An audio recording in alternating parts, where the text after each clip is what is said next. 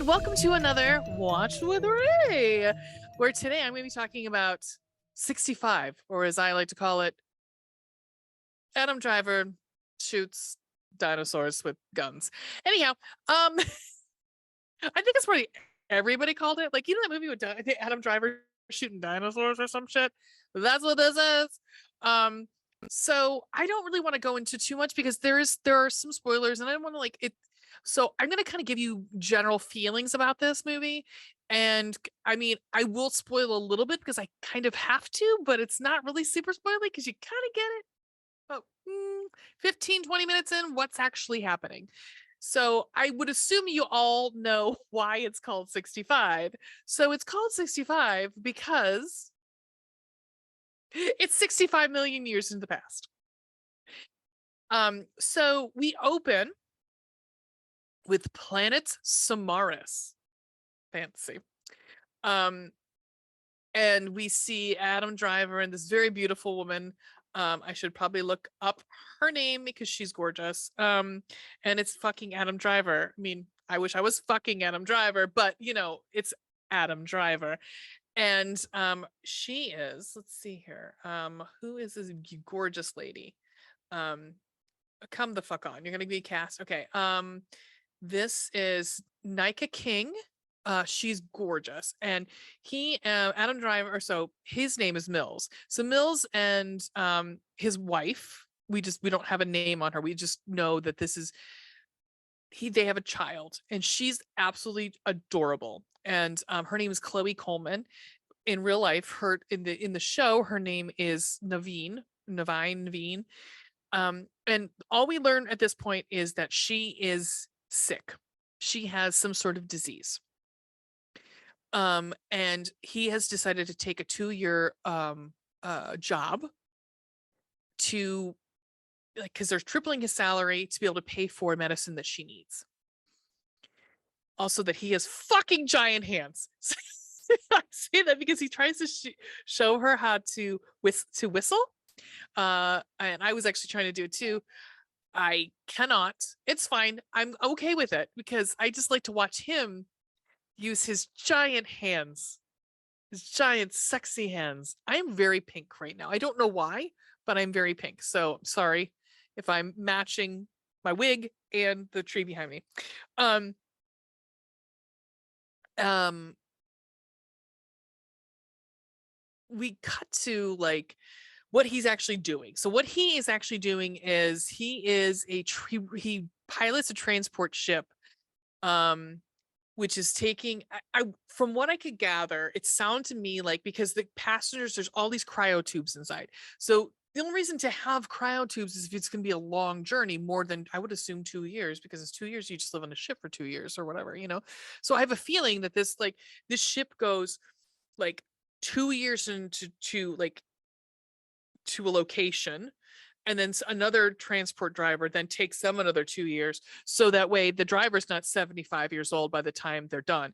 I have a feeling I don't read much or let's watch much sci-fi, but if I had to hazard a guess, I would assume that's why. But he is piloting this transport ship. Oh, I meant to say, at the very beginning we get this like these title cards, and the first one says, prior to the advent of mankind in the infinity of space, other civilizations explored the heavens. Cool. So as he's piloting this transport ship, he runs into a uncharted asteroid, or sorry, meteor shower, and literally goes down. Like he goes down. All of the cryo tubes are destroyed for the most part. Most of them are destroyed, and a good number of them lost. Everyone is burnt up except for Adam Driver, you big hulking mountain of a man. Guys, side note, if you've not watched The Last Week Tonight with John Oliver, I want to say it was the 2020 season, where he just goes on about in almost every episode. You just look up John Oliver, Adam Driver on YouTube. You will not regret it. It's amazing. It's fucking amazing. Anyhow, he wakes up in the pilot seat after he crashes, and my note is he wakes up in the pilot seat like I do every morning, rattled and fucking tired. So cool. But with much more shrapnel in his belly, unlike me. Um, but he's got this like sweet back to spray, and I was like, oh god, he's probably having flashbacks to Star Wars. I'm sure he's being like, fucking no. You would think, hold on, let me take a side note here. You would think like he fucking hated Star Wars by the end of it. Like by his end of Kylo Ren, like I think if they were like, hey, come back and would you want to come back and like be reincarnated? So he'd be like, nope, no, I have got my money. I'm gonna go to the bank and pay and cash that check. And I think Oscar Isaac is the same way. I think he's like, peace out, I'm good. Um, you would think he'd be like Adam Driver would be staying the fuck away from any sort of space movies for like ever. But so there's just like dead bodies floating. Like so he lands on a planet. He lands on Earth, guys. He lands on Earth. Um and he's kind of doing like a reconnaissance of like what he can see around the ship. And he's pretty much at this point like, fuck it, what am I gonna do? Like this is a uncharted planet, so Earth is not in anyone's like trajectory. Like they don't know anything about it. Like why would there be an asteroid field that they didn't know about? So I don't know how he got so fucking off course. Well, I do know how. So he didn't get off course. Hold on. So then he's like, okay, well, I mean, what's the point? What's the point of me even? Everyone's dead. What's the point of a rescue? So first he makes his first message is like calling an SOS, and then he kind of looks at his weapon, deletes the message, and creates another message. It's pretty much like, all hope is lost. Fuck it, don't come for us. And then he goes out to eat the butt of his gun. He's like, he's gonna go eat a shotgun or his laser gun or whatever. And honestly, I don't blame him at this point, because I would have, I mean, other podcasts that we talked about, like, where in their movie would you have offed yourself? This is it for me. This is it. I'd be like, oh, I've got a laser gun that I could just boop and gone. Done. Especially when there's like some Loch Ness monster sort of thing, like floating in the water with scales and shit. I'm like, no, I'm done. I don't even know what the fuck that is. I'm out. I am out. Sorry. I don't know what planet I'm on.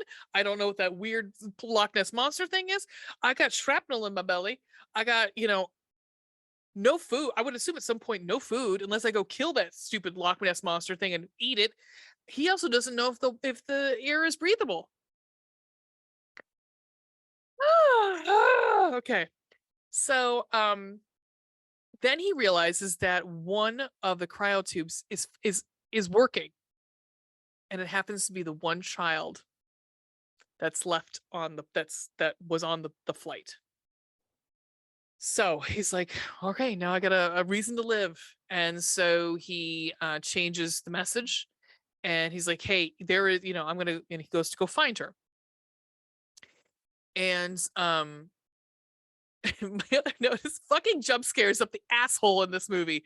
Like, there's like goddamn baby raptors come out of fucking nowhere. And it scared the shit out of me. I screamed. Then I got really angry because I was like, where the fuck is Chris Pratt's fancy clicker now, huh? Where's your little blue, bitch? Anyhow. Let's see. I'm just gonna one thing I want to say, when you guys are watching this, because I am going to suggest you watch it. I really liked it. This and at some point soon I'm going to stop the review because I don't want to spoil too much of it. I mean, y'all gonna know what's happening pretty much anyhow if you've watched a movie. But I would say like there's a part where I want you to notice this. So it's right after let's see. It's right as he's on his way to go find the capsule or the cryotube. And then he after the raptor attacks him, he we come across, there's like all these like big Jurassic trees. And there's definitely, for reals, spray paint on one of them.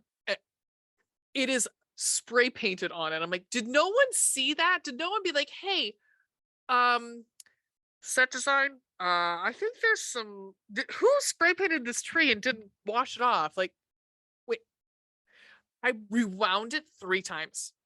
There's legit like those marks that they make when they're gonna cut down a tree. Okay, so he finds the child. The child's name is Koa. Um, and and she cannot speak English, and his translator is broken, so he's trying to communicate with her, and he's trying to explain to her that he says at one point, like, I actually gave him props, and because he is very honest and doesn't sugarcoat anything. But because she doesn't understand anything, he's like, fuck.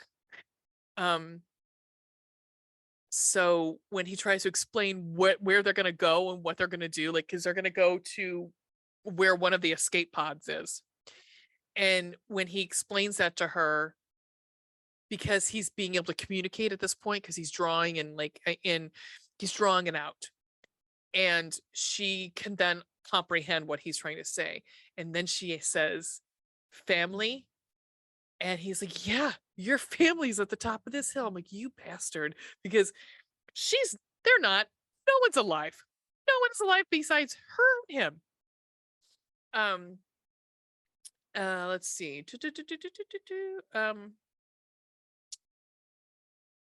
My one note is, so we're led to believe, if you guys didn't know, at some point, I don't know when we get the title card. Oh, we've already gotten the title card. It is full title: 65 ...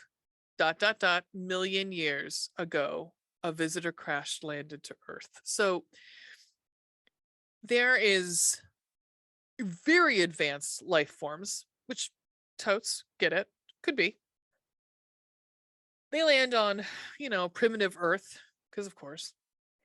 You mean to tell me that they've got ways of doing of cryo freezing people for cryo sleep for space travel, but they can't cure this child's cough, his kid's cough, this disease they've got? What? Okay. I mean, going with you. Going with you.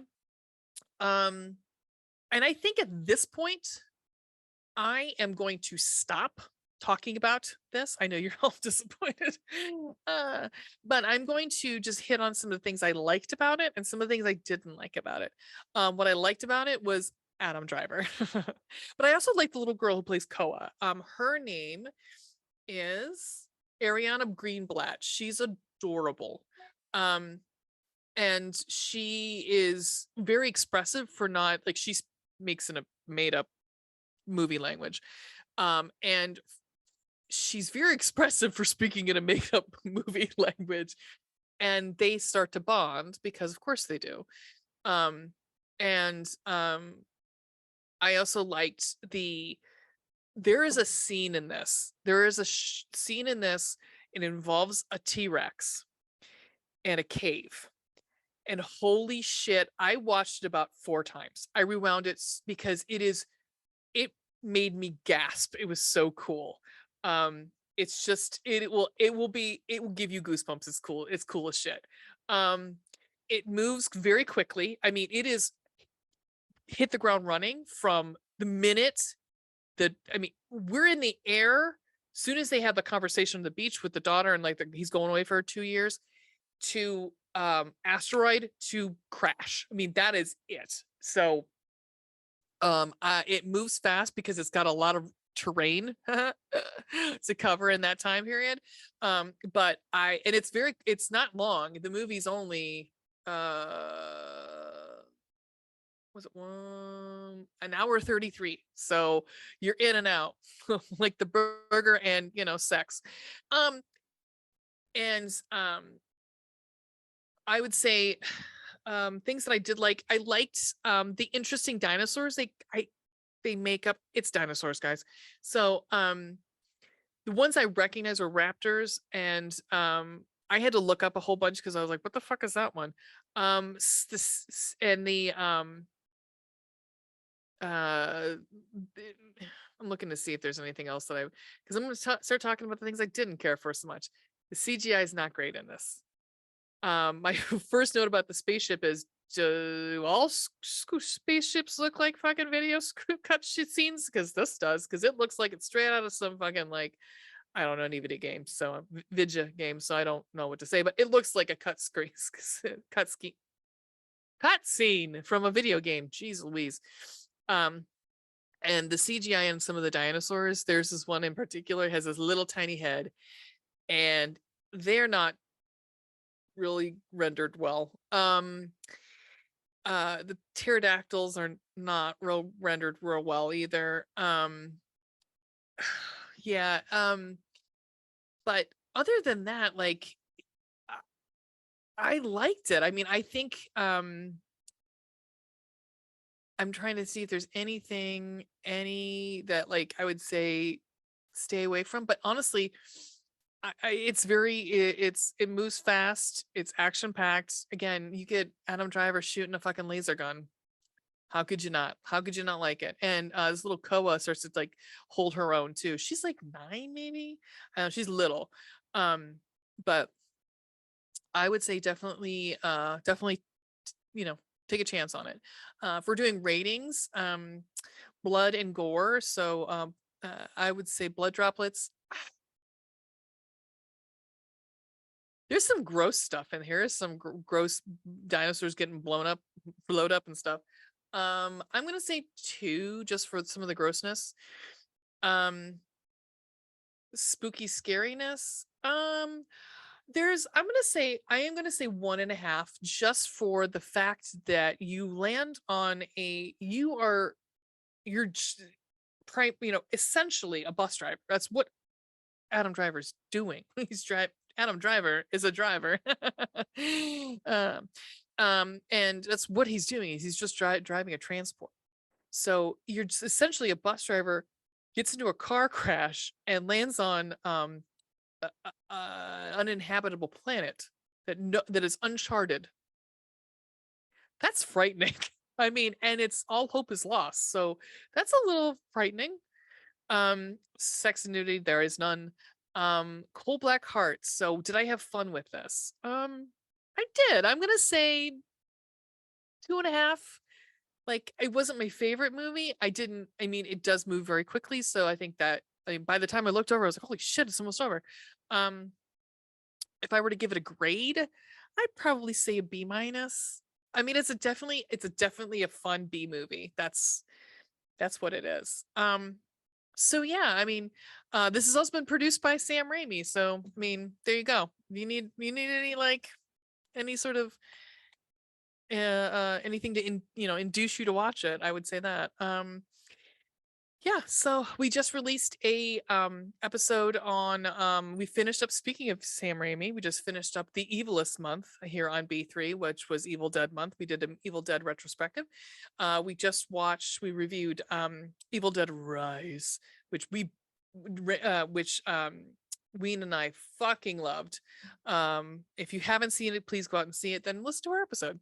And then we did the first season of Ash vs. the Evil Dead. And so coming up next for us on B3 is Mall Madness May.